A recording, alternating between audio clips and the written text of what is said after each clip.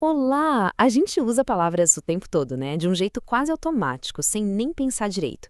Mas já paramos para refletir no poder que se esconde nelas?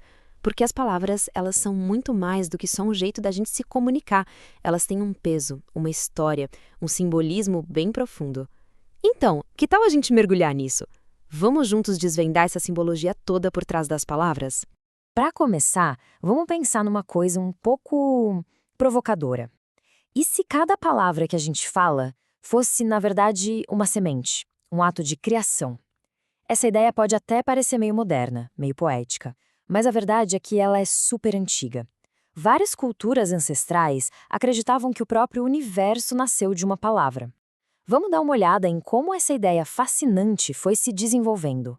Antes de qualquer som, de qualquer coisa dita, existe o potencial, a ideia pura, o pensamento. É exatamente aqui que a nossa jornada começa, com o conceito da palavra como uma semente ainda silenciosa, só esperando o momento certo para germinar. Olha só que interessante essa distinção feita pelo povo Dogon lá da África. Para eles, existem dois tipos de palavra. Primeiro, a palavra seca. Pensa nela como o potencial puro, o pensamento divino antes de tudo ser criado. É algo que existe em tudo, mas assim, de forma inconsciente. E depois vem a palavra úmida.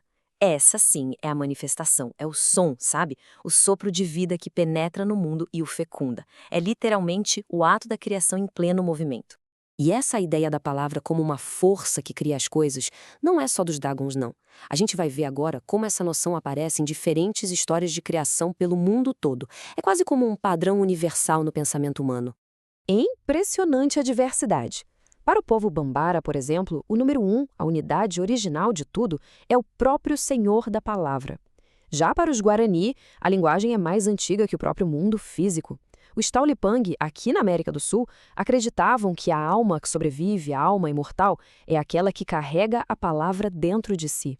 E claro, tem a tradição bíblica, né? O Evangelho de João já começa com tudo, dizendo que o verbo, a palavra, era a própria essência de Deus, existindo antes de absolutamente tudo.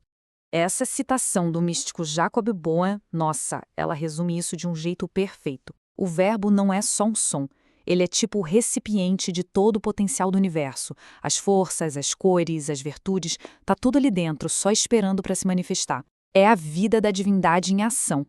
Agora, vamos dar um pulo, sair um pouco desse misticismo da criação e viajar até a Grécia Antiga. Lá, essa ideia da palavra passa por uma transformação incrível, ganhando uma camada totalmente nova, a da razão. Os gregos nos deram o conceito de logos. No início, a palavra significava basicamente discurso, ou palavra mesmo. Mas aí vieram os filósofos, especialmente os estoicos, e eles expandiram essa ideia de um jeito uau. Logos passou a significar a razão, a inteligência, a ordem por trás de tudo que governa o cosmos. Então a palavra deixa de ser só a faísca da criação para se tornar a própria estrutura racional do universo.